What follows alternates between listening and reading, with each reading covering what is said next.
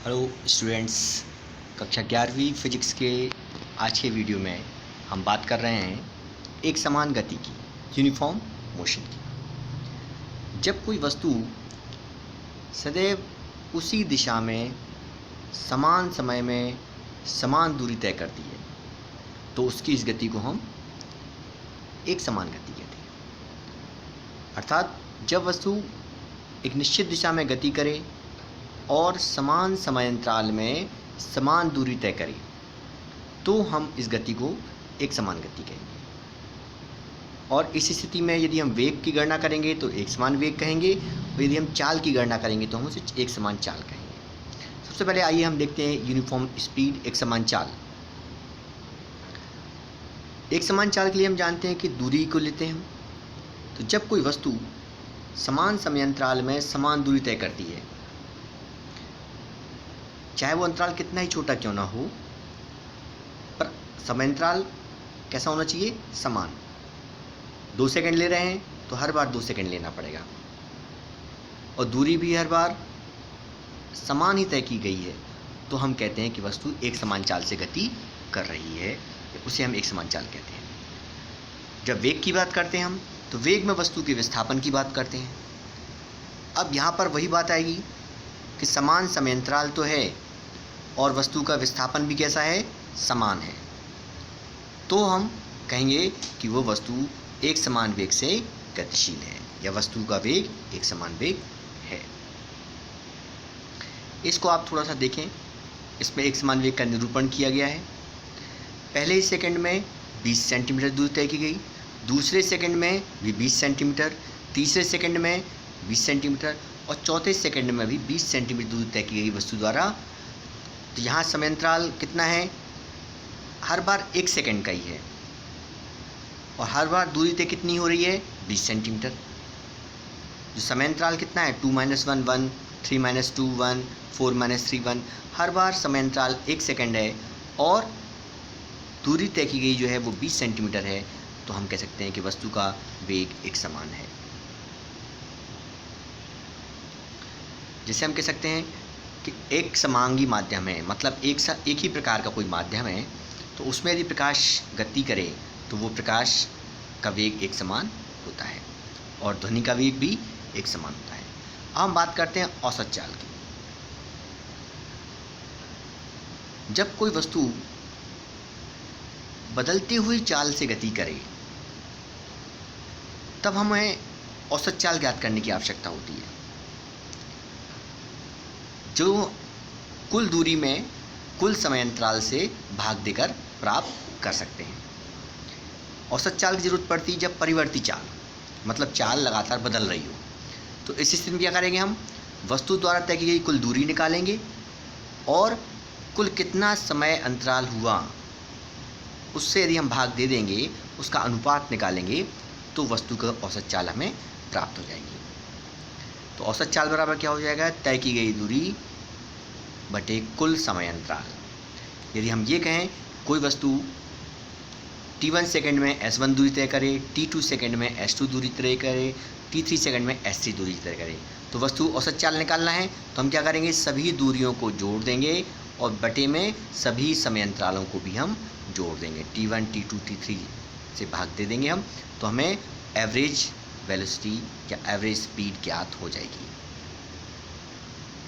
इसके बाद एक शब्द आता है तात्क्षणिक चाल, इंस्टेंटेनियस स्पीड। तात्क्षणिक चाल से हम जब किसी पॉइंट पर, किसी बिंदु पर हम चाल का मान ज्ञात करते हैं, किसी क्षण पर, तो उसे हम कहते हैं तात्क्षणिक चाल। उस क्षण की चाल कितनी थी,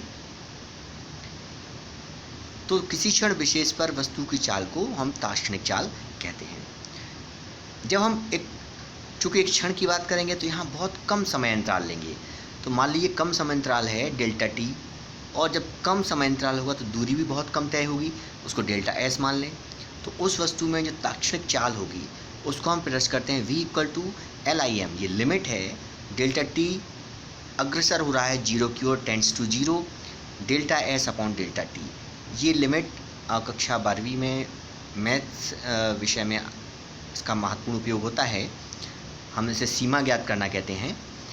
तो यहाँ पर डेल्टा टी 0 की अग्रसर है, तो जब हम इस लिमिट को अवकलन के रूप में लिखते हैं, यहाँ अवकलन जो आप दिख रहे हैं v equal to d s upon d t, वास्तव में ये d अपॉन डी टी और s है। s क्या है? दूरी। तो हम कह सकते हैं दूरी का समय के सापेक्ष अवकलन। D s upon d T का मतलब क्या है? डी टी टाइम है, तो समय के सापेक्ष, और s क्या है? दूरी है, दूरी का समय के सापेक्ष अवकलन कहते हैं हम, तो D s upon d T. अर्थात यदि हम दूरी का अवकल गुणांक ले लें जो d अपॉन डी टी है, तो वो उस क्षण वस्तु की ताक्षणिक चाल को प्रदर्शित करती है।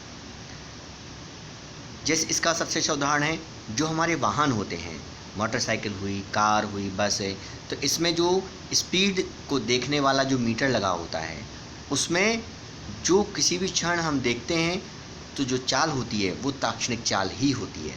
मतलब स्पीडोमीटर जो है ताक्षणिक चाल की माप करता है। अब एक उदाहरण देखते हैं कि एक व्यक्ति 1 मिनट तक 2 मीटर प्रति सेकंड के साथ से गति करता है, अगले 2 मिनट तक 3 मीटर प्रति सेकंड चाल से गति करता है, तो हमें औसत चाल निकालना है। ठीक है, तो अब हम सूत्र v बराबर एस बटे टी, जो कि चाल बराबर होता है दूरी बटे समय। तो यदि हम s निकालेंगे तो s बराबर क्या हो जाए? s1 पहली स्थिति में तय की गई दूरी s1 बराबर v1 t1, 2 गुणे 60 120 मीटर हो जाएगा। s2 निकालेंगे तो अब v2 इंटू t2, तो यहाँ 3 मीटर पर सेकंड हो गया, और समय कितना लग रहा है? 120 सेकंड, क्योंकि हमने मिनट को सेकंड में बदल रखा है, 360 मीटर। तो औसत चाल निकालेंगे तो होगा कुल दूरी 120 धन 360, कुल समय 60 सेकंड धन 120 सेकंड, तो 180 2.67 मीटर पर सेकंड। अब इसी प्रकार यदि वेग भी बदल रहा है, एक समान गति नहीं हो रही है, तो हम वहाँ पे औसत वेग ज्ञात करते हैं कि जब कोई वस्तु परिवर्तित वेग से, मतलब बदलते हुए वेग से गति कर रही है, तो वहाँ हम औसत वेग ज्ञात करते हैं। यदि दिए गए समयांतराल में वस्तु में कुल विस्थापन और कुल समय अंतराल से भाग दे दें, तो हम वस्तु का औसत वेग प्राप्त हो जाता है। क्योंकि वेग की बात करेंगे तो विस्थापन आ जाएगा, और चाल की बात करेंगे तो दूरी आ जाएगी। तो औसत वेग बराबर कुल विस्थापन कितना हुआ है एक निश्चित समय में, और कुल समय अंतराल कितना है। यदि हम ये देखें कि t1 समय पर वस्तु की स्थिति x1 है और t2 समय पर वस्तु की स्थिति x2 है, तो औसत वेग किस प्रकार ज्ञात करेंगे हम? v एवरेज जो होगा, av एवरेज यहाँ पर x2 माइनस x1, मतलब बाद की स्थिति माइनस पहले की स्थिति, बटे समयांतराल, मतलब कितना टाइम बाद में लगा t2 और पहले कितना टाइम लगा था t2 माइनस t1। इसे हम v average equal to delta x upon delta t से प्रदर्शित करते हैं। डेल्टा x मतलब स्थितियों का अंतर, जिसे विस्थापन कहेंगे, और डेल्टा t मतलब समय का अंतर, t2 माइनस t1। जिस प्रकार ताक्षणिक चाल होती है उसी पर ताक्षणिक वेग भी होता है। जब हम एक क्षण विशेष पर वेग की गणना करते हैं तो उसे हम कहते हैं ताक्षणिक वेग। हम ये मान लें कि समयांतराल डेल्टा t है और वस्तु का विस्थापन डेल्टा x है, जो कि अल्प समय की बात होती है। इसमें ताक्षणिक मतलब एक क्षण की विशेष की बात होती है, इसलिए यहाँ पे हम टाइम बहुत कम लेते हैं और विस्थापन भी बहुत कम लेंगे। तब वस्तु का ताक्षणिक जो वेग होगा limit delta t tends to 0, 0 की ओर अग्रसर है, delta x upon delta t, जहाँ v equal to d x upon d t. यानी हम x का समय के सापेक्ष अवकलन ज्ञात कर दें तो हमें वेग मिल जाएगा। ताक्षणिक वेग समय के सापेक्ष वस्तु के विस्थापन के अवकल गुणांक के बराबर होता है। एक हम एग्जाम्पल देखते हैं। यहाँ पर कोई गतिमान वस्तु है, इसका स्थिति समीकरण x बराबर 6t + 5 दिया हुआ है, हमें इसका वेग ज्ञात करना है। तो हम जानते हैं वेग जो है विस्थापन का अवकल गुणांक होता है। तो अब हम जो x बराबर 6t + 5 दिया हुआ है, इसका हम t के सापेक्ष अवकलन करेंगे। तो अवकलन मतलब d/dt, प्रत्येक पद में d/dt हम लगा देंगे। तो x के साथ लगाएंगे तो dx/dt हो जाएगा, 6t + 5 के साथ लगाएंगे d/dt 65 हो जाएगा। अब यहाँ पर ये बात ध्यान देने की है कि जब हम अवकल करते हैं तो कोई भी संख्या है तो उसका अवकल गुणांक 0 होता है। तो यहाँ पे अकेली संख्या 5 है, 5 के साथ t नहीं है, इसलिए जब इसका अवकल गुणांक निकालेंगे तो इसका मान 0 आएगा। 6t, 6 संख्या जरूर है, उसके साथ t जुड़ा हुआ है, तो हम 6 बाहर आ जाएगा और t का अवकल गुणांक निकालेंगे। जब t का अवकलन करेंगे तो अवकलन करने पर क्या होता है, जो घात होती है वो गुणा में आ जाती है और जो घात होती है पहले से ही वो एक कम कर देते हैं। अब यहाँ पर t है, t पे घात कितनी है, यहाँ पर 1। जब अवकलन करेंगे तो पहले 1 आगे आएगा गुणा में, तो 6 × 1 हो जाएगा और फिर t की घात 1 कम हो जाएगी। t की घात पहले से 1 है, 1 कम करेंगे तो 0 हो जाएगी और किसी की घात 0 होता है 1।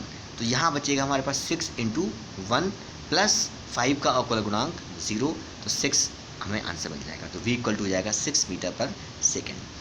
इस प्रकार हम देखते हैं। और ये वस्तु का वेग कैसा है, एक निश्चित वेग से वस्तु गति कर रही है।